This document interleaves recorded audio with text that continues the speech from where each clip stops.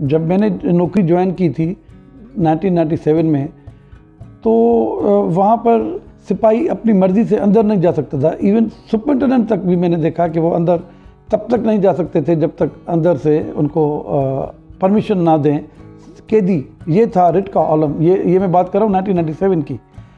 उसके बाद बतदरीज बेहतरी आई है, जेलों को कंट्रोल किया गया है। और जब तक आप डिसिप्लिन कायम नहीं करेंगे, आप रिहेबिलिटेट करने के वो जो आपके इनिशिएटिव्स हैं वो इम्प्लीमेंट नहीं कर सकते।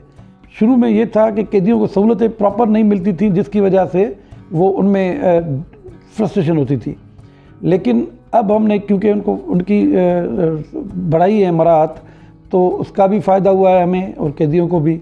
उसके अलावा ये कि अंदर जो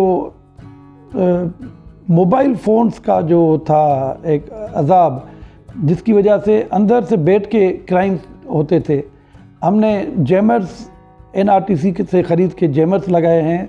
अब कोई अंदर पार्टी नहीं है, अंदर कोई तंजीम नहीं है, अंदर कोई मतलब कोई ऑर्गेनाइजेशन नहीं है।